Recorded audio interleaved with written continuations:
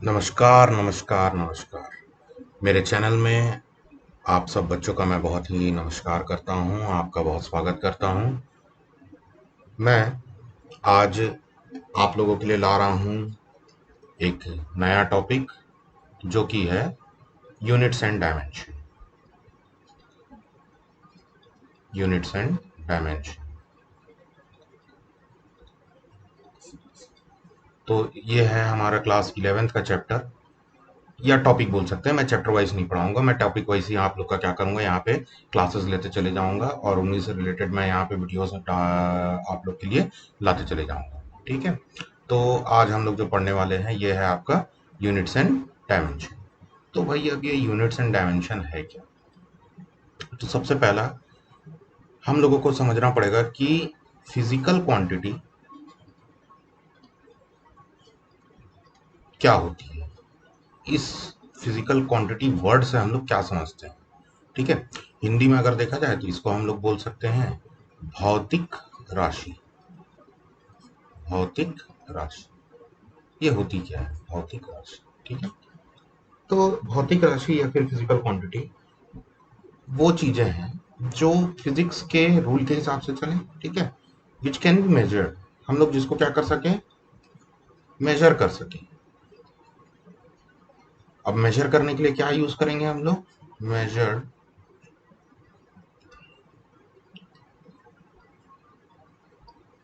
जिसको हम लोग मेजर कर सकते हैं अकॉर्डिंग टू फिजिक्स रूल्स। ठीक है। फिजिक्स रूल के हिसाब से हम लोग उसको क्या कर सकते हैं? मेजर कर सकते हैं या उसके बारे में कैलकुलेशन लगा सकते हैं इसमें कुछ। ठीक है। तो इन प्रतिक्रिया मतलब ऐसी राशियां, ऐसे तथ्य जिनको हम लोग क्या कर सकें, भौतिक के नियमों के अनुसार हम लोग उनका क्या कर सकें, मापन कर सकें। ठीक है। वैसे राशियों को हम लोग क्या बोलते हैं भैया? भौतिक राशियां कहा जाता है। अब ये भौतिक राशि हो गई। अब जैसे आप लोग जानते ही हैं, जैसे आप लोगों के लिए हम लोगों ने क्या किया है, जैसे आप किसी स्कूल में पढ़ते होंगे, है ना? जो स्टूडेंट होते हैं वो किससे जुड़े हुए होते हैं? स्कूल से जुड़े हुए होते हैं। अब सीधी सी बात है, एक स्कूल है, एक संस्था है। तो इस संस्था में क्या होगा? इस संस्था में बहुत सारे बच्चे पढ़ रहे होंगे। ठीक है ना? कई सारे स्टूडेंट होंगे। तो बच्चों को क्या करने के लिए, उनको याद रखने के लिए हम लोग क्या करते हैं? वहां पे बच्चों को अलग अलग क्लासिफाई करने के लिए हम लोग क्या करते हैं? क्लास बनाते हैं कि भैया जो छोटे बच्चे हैं वो पहली कक्षा में होंगे, फर्स्ट क्लास में होंगे। जो उनसे बड़े बच्चे हैं वो दूसरे क्लास में होंगे। ऐसा करके बढ़ता चले जाता है ना। और ऐसा करके हम कहाँ तक जाते हैं? हम आखिरी में 12th क्लास तक हम लोग बढ़ते हैं। ठीक है। तो ये जो तरीका है ये क्या है? एक तो पढ़ाई को भी क्लासिफाई करने का तरीका है और एक बच्चों को उनके एज के हिसाब से भी हम लोगों ने क्लासिफाई कर दिया ताकि उनको संभालना आसान हो सके। अब एक क्लास के अंदर में कितने बच्चे होते हैं? कई सारे बच्चे होते हैं। तो उनको संभालने के लिए फिर क्या किया जाता है? उनको संभालने के लिए फिर हम लोग या तो उनको रोल नंबर देते हैं या उनके अलग अलग नाम होते हैं, उनके हिसाब से हम लोग उनको याद रखते हैं। ठीक है। तो उसी प्रकार से कई अलग अलग फिजिकल क्वांटिटीज भी होंगी आपके पास में। तो इन भौतिक राशियां या फिर ये जो फिजिकल क्वांटिटीज कई अलग अलग हैं, इनको भी क्या करना पड़ेगा? हमको क्लासिफाई करना पड़ेगा, इनको भी विभाजित करना पड़ेगा एक दूसरे से। ठीक है। तो ये क्लासिफिकेशन करने के लिए फिर हम लोग क्या करते हैं? हम लोग यूनिट का उपयोग करते हैं। किसका उपयोग करते हैं? यूनिट का या फिर मात्रक, जिसको हम लोग हिंदी में क्या बोलेंगे? मात्रक। इसका हम लोग उपयोग करते हैं ताकि हम लोग क्या कर सकें? इजीली उसको क्लासिफाई भी कर सके और इजीली उसको क्या कर सके? आइडेंटिफाई कर सके, पता कर सके कि अच्छा भैया ये हम लोग इस मात्रक की बात करें, मतलब हम लोग इस पर्टिकुलर चीज की बात करें। अब जैसे अगर आप लोग देखा जाए, जैसे मैं कुछ फिजिकल क्वांटिटीज की यहाँ, कुछ भौतिक राशियों की यहाँ बात करना चाहूंगा। जैसे कि होता है आपका मास, हिंदी में इसको हम लोग बोलेंगे क्या? द्रव्यमान। ठीक है। अब इस पर्टिकुलर फिजिकल क्वांटिटीज भौतिक राशि के लिए अगर मैं बात करूं तो द्रव्यमान होता क्या है? किसी भी मैटर में या किसी भी तत्व में मौजूद जितने भी उसके अंदर में पार्टिकल्स हैं या फिर जितने भी उसके अंदर मौजूद जो द्रव है, उसका कुल मान। ठीक है। उसका कुल मान वो क्या कहलाता है? उसका द्रव्यमान। अब इसको नापने के लिए हम लोगों ने क्या बना के रखा है? इसके लिए हम लोगों ने एक इकाई बना के रखी है कि जैसे हम लोग अगर बहुत बड़ा चीज है तो उसको केजी में नाप लेते हैं, बहुत छोटा चीज है तो उसको ग्राम में नाप लेते हैं, उससे भी छोटा है तो उसको मिलीग्राम में नापते हैं, उससे भी छोटा है तो उसको माइक्रोग्राम वगैरह ऐसे टाइप के उसमें भी नापा जाता है। ठीक है, तो ये हो गई इसकी इकाइयाँ, किसके लिए, द्रव्यमान या फिर मास के लिए इकाइयाँ हो गई। वैसे ही हमारे पास में और भी इकाइयाँ देखने को मिलेगी, जैसे आप लोग क्या नापना चाहते हैं, लंबाई या फिर लेंथ नापना चाहते हैं किसी चीज की, ठीक है, लंबाई नाप रहे हैं, दूरी नाप रहे हैं किसी चीज के, तो किसी पर्टिकुलर किसी तथ्य की अगर आप लोग ले रहे हैं और उसकी मैं लंबाई नापना चाहता हूँ, कोई आपके पास में एक डब्बा है, एक बॉक्स है जहाँ आप बैठे हैं, या फिर आपके घर से आपके स्कूल की कितनी दूरी है, ये सब जो चीजें हैं ये सब लंबाई के अंदर में आती हैं। सूरज से अर्थ की कितनी दूरी है, ठीक है, ये सब जो चीजें हैं, सूरज से पृथ्वी की कितनी दूरी, सन से अर्थ की कितनी दूरी, वगैरह वगैरह, दो प्लानिट के बीच में कितनी दूरी, वगैरह वगैरह, ये सब चीजें किस में नापी जाती हैं, लंबाई में नापी जाती हैं। तो ये जो लंबाई है, इसके लिए जो इकाई लिया गया है, वो इकाई क्या है हमारे पास में, जनरली हम लोग यूज करते हैं मीटर का, या फिर बहुत छोटा है तो सेंटीमीटर, उससे भी छोटा है तो नैनोमीटर, वगैरह इस प्रकार की इकाइयां आपको सुनने को मिलेगी।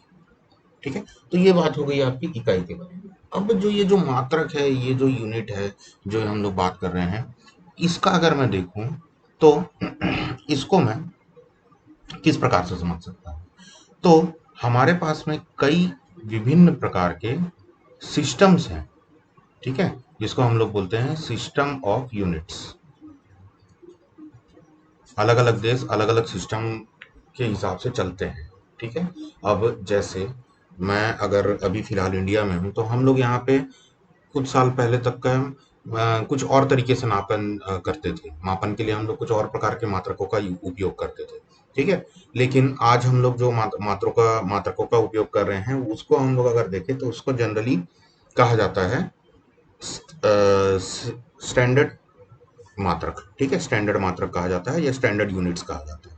लेकिन अगर मैं देखूं तो हमारे पास में वर्ल्ड में टोटल 3 प्रकार के आपको मात्रक की मतलब स्थितियां देखने को मिलेगी, 3 प्रकार के संभवतः 3 प्रकार की मात्रक की पद्धतियां देखने को मिलती हैं हमको, ठीक है। तो पहले जो है, सबसे पहला जो सिस्टम ऑफ यूनिट है या मात्रक की पद्धति है, वो है आपका एफ पी एस। इसको हम लोग इम्पीरियल मात्रक पद्धति भी कहते हैं या इम्पीरियल सिस्टम भी कहते हैं, ठीक है।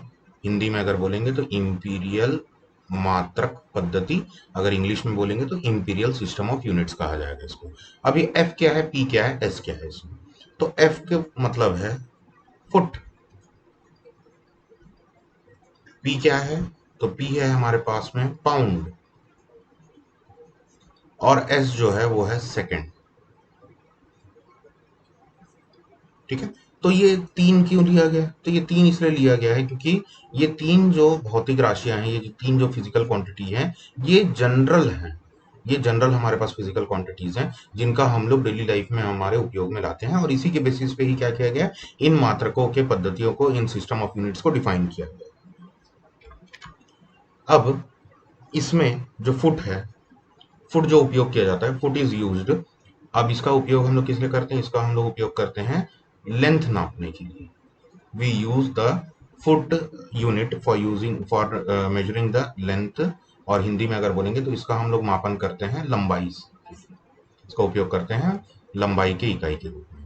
पाउंड, पाउंड का उपयोग किया जाता है मास के लिए या फिर द्रव्यमान के लिए, ठीक है, द्रव्यमान की इकाई है पाउंड। आउंस, पाउंड, आप लोग केक खरीदते होंगे, तो केक खरीदने जाते हैं तो आप लोग किसमें खरीदते हैं, 1 पाउंड का केक मिलता है, 2.5 पाउंड का केक मिलता है, इस प्रकार से केक मिलता है ना, ठीक है। तो केक शायद ही हमने कभी सुना होगा कि वो केजी में मिलता है, वो किस में मिला जाता है, पाउंड में मिलता है, ठीक है। अगर आप लोग किचन में काम किए होंगे तो आप लोग जानते होंगे कि पाउंड के लिए, नापने के लिए कुछ स्पेशल कप्स वगैरह आते हैं, जिनमें पाउंड से रिलेटेड चीजें नापी जाती हैं, ठीक है। तो पाउंड जो है वो एक प्रकार का द्रव्यमान मापने की इकाई है या के लिए एक यूनिट है। उसी प्रकार से सेकंड, सेकंड तो आप जानते ही हैं, ये टाइम के लिए यूज होता है, समय के लिए हमारे पास में ये इकाई है, ठीक है। अगली जो इकाई है, जो अगली जो इकाई की जो पद्धति है, वो आप देखेंगे, उसको हम लोग कहेंगे सी जी एस सिस्टम या सी जी एस पद्धति, ठीक है। अब ये सी जी एस में सी क्या है, सी का मतलब है सेंटीमीटर, जी क्या है, जी का मतलब है ग्राम, और एस क्या है, एस का मतलब है सेकंड, ठीक है। Centimetre gram second. तो आप सेंटीमीटर तो समझ ही गए होंगे कि ये किसके लिए है, लेंथ या फिर लंबाई के लिए है।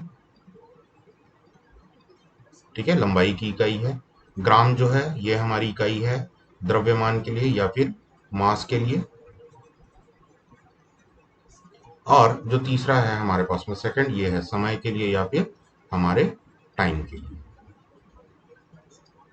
ठीक है, अब इस पद्धति को हम फ्रेंच पद्धति के नाम से भी जानते हैं।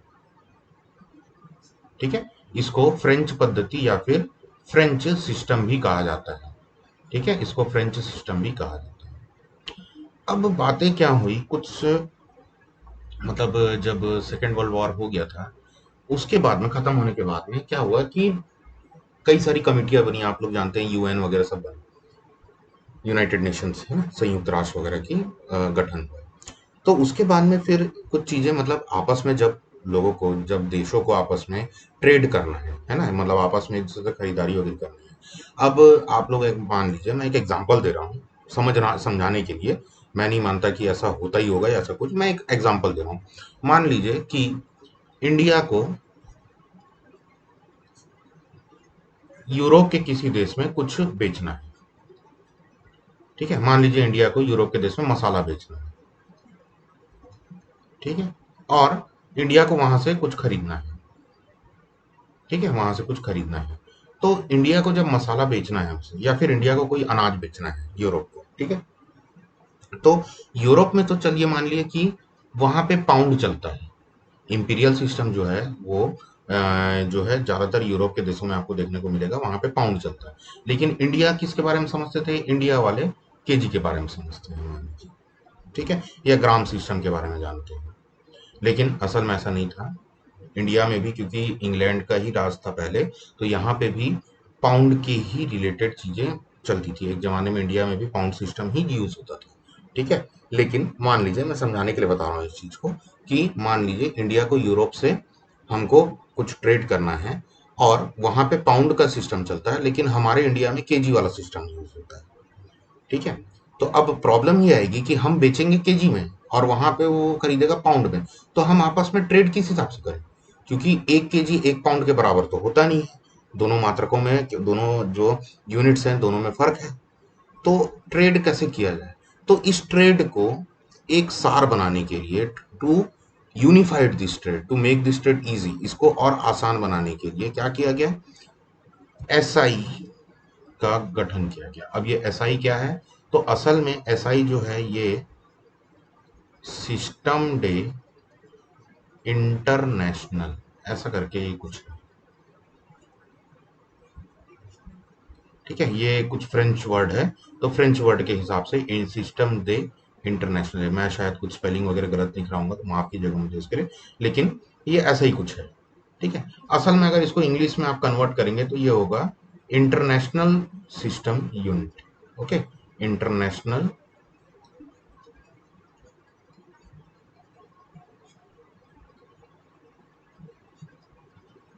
System of unit. ठीक है, इंटरनेशनल सिस्टम ऑफ यूनिट, इसका गठन किया गया। कब गठन किया, ये आप लोग किसी बुक में पढ़ेंगे तो आप लोग पढ़ सकते हैं, इसके बारे में डिटेल में हिस्ट्री में आपको इसका मिल जाएगा। ठीक है, इसका गठन हुआ और इस इंटरनेशनल सिस्टम ऑफ यूनिट में डिसाइड हुआ कि हम लोग क्या करेंगे, हम लोग एक ऐसी इकाई को मापेंगे, एक ऐसी इकाई को मानेंगे जिसके हिसाब से पूरे वर्ल्ड में क्या किया जाएगा, ट्रेड किया जाएगा, और इस इकाई को ही क्या कहा जाएगा, एसआई मात्रक कहा जाएगा या एसआई यूनिट कहा जाएगा। तो एमकेएस जो था, एमकेएस जो सिस्टम है, एमकेएस सिस्टम को ही हम लोगों ने क्या किया, एसआई मात्रक या एसआई पद्धति माना गया। ठीक है, एसआई यूनिट सिस्टम माना गया। अब ये है क्या, इसमें एम मतलब यहाँ पे होता है मीटर। ये किसके लिए उपयोग होगा, ये होगा आपके लंबाई के लिए या फिर लेंथ के लिए आपका उपयोग में लाया जाएगा मापने के लिए। ठीक है, लेंथ के लिए उपयोग में लाया जाएगा।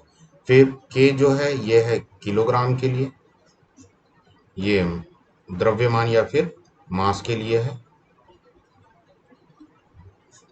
तथा एस जो है ये चेंज नहीं होगा, ये सेकंड का सेकंड की है, ये समय के लिए है।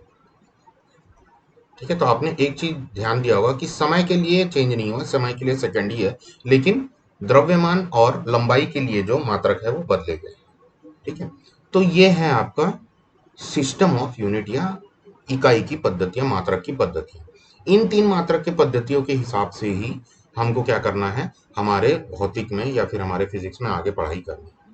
ठीक है, तो इनके बारे में जो कुछ तथ्य हैं कि जैसे 1 मीटर बराबर 100 सेंटीमीटर होता है। ठीक है, फिर 1 किलोग्राम बराबर 1000 ग्राम होता है। उसी प्रकार से अगर आप देखेंगे तो 1 मीटर 1 मीटर 3.28 फुट के बराबर होता है। ठीक है, अब यहाँ पे ये बात आई सामने कि देखिए, ये जब मैं कन्वर्जन कर रहा हूं यहाँ पे, तो कन्वर्जन करने में मुझे आसानी होनी चाहिए। ठीक है, कन्वर्जन करने में मुझे क्या होनी चाहिए, आसानी होनी चाहिए। अब जैसे मैं यहाँ पे कन्वर्ट करता हूं, तो फीट जो है या फुट जो है, फुट को हम लोग फिर इंच में बदलते हैं, तो 1 फुट 12 इंच के बराबर होता है। ठीक है, तो ये जो कन्वर्जन था, या फिर अगर यार्ड में, अब फुट से बड़ा जो होता है वो क्या होता है, यार्ड। तो 1 यार्ड जो होता है वो 3 फुट के बराबर होता है। ठीक है, फिर और आगे जाएंगे हम लोग, और अगर इसको हम लोग क्या करेंगे, इससे बड़ा होता है फिर फरलॉन्ग। अगली जो इकाई है जो आपको लंबाई में देखने को मिलेगी एफपीएस सिस्टम में, एफपीएस पद्धति में, वो होता है फरलॉन्ग। तो 1 फरलॉन्ग होता है 220 यार्ड। ठीक है, तो आप देख सकते हैं यहाँ पे जो याद करना पड़ेगा आपको, अगर मैं इसको याद रखने की कोशिश करूं इस इकाई को, तो थोड़ा सा मुश्किल है। ठीक है, ये थोड़ा सा मुश्किल है, तो इसीलिए फिर हम लोगों ने क्या किया, जो एसआई सिस्टम हम लोगों ने एफपीएस को ना बना के, एफपीएस को एसआई सिस्टम या एसआई पद्धति ना बना के, एसआई पद्धति किसको बनाई गई, मेट्रिक सिस्टम को बनाई गई। इंपीरियल सिस्टम को ना बनाकर किसको बनाया गया, मेट्रिक सिस्टम को क्या बनाया गया, हमारे पास में एसआई बनाई गई। क्यों, क्योंकि इसमें जो चीजें हैं, इसमें जैसे मैं 1 मीटर को आसानी से याद रख सकता हूं कि इसका वैल्यू क्या होगा, 10⁻²सेंटीमीटर। ठीक है, 1 किलोमीटर को मैं याद रख सकता हूं कि ये क्या होगा, इसका मान होगा 10⁻³ मीटर। आया बात समझ में, मतलब मुझे 10 के इकाई में इसको याद रखने का, 10 के मतलब घात में, 10 के पावर के फॉर्म में इसको याद रखने में आसानी होगा। लेकिन अगर मैं इसको ऐसे याद रखने की कोशिश करूंगा कि भैया 1 फीट 12 इंच के बराबर 1 यार्ड, 3 फुट के बराबर 1 फरलॉन्ग, 220 के बराबर, ऐसे करके याद रखने में थोड़ा मुश्किल जाएगा। ठीक है, तो इस सिस्टम को हम लोग क्या बोलते हैं, मैट्रिक सिस्टम। और मैट्रिक सिस्टम में और भी चीजें, जैसे किलोग्राम का हो गया, तो 1 किलोग्राम 1000 ग्राम, यानी 10⁻³ तो इस प्रकार से इसको मेट्रिक सिस्टम कहा गया, और इस आसानी के कारण, इसको याद रखने में आसानी होने के कारण, इसको किसके उपयोग में लाया गया, इसको एसआई पद्धति में बदला गया, मेट्रिक सिस्टम। ठीक है, तो ये था आज के लिए। मैंने आज इस वीडियो में आप लोग को ये समझाया कि जो हमारे पास में 3 अलग अलग सिस्टम हैं, कौन कौन से 3 अलग अलग सिस्टम थे हमारे पास में, हम लोगों ने देखा 3 अलग अलग मात्रक की पद्धतियां हैं। पहली थी एफपीएस पद्धति, जिसको हम लोगों ने इंपीरियल सिस्टम का नाम भी दिया हुआ है। दूसरा है हमारे पास में फ्रेंच पद्धति, और तीसरा है जिसको हम लोग सीजीएस पद्धति भी बोलते हैं, और तीसरा था हमारे पास में एसआई पद्धति, system international system of unit पद्धति, या फिर एमकेएस सिस्टम। ठीक है, एमकेएस पद्धति। तो ये 3 जो पद्धतियां हैं, ये आपके 11th के कोर्स में है, और ये उससे रिलेटेड जो चीजें थी मैंने आज यहाँ पे डिस्कस की। तो प्लीज़ अपने कुछ विचार कमेंट में बताइए कि कैसा लगा ये वीडियो, और आगे आप लोग और वीडियोस में और क्या देखना चाहते हैं। So thank you for this, धन्यवाद इस वीडियो को देखने के लिए। अगर मेरा पढ़ाना, मेरा ये चीज़ें आपको पसंद आ रही हैं वीडियोस, तो प्लीज़ मेरे चैनल को सब्सक्राइब करें और वीडियो को लाइक करें।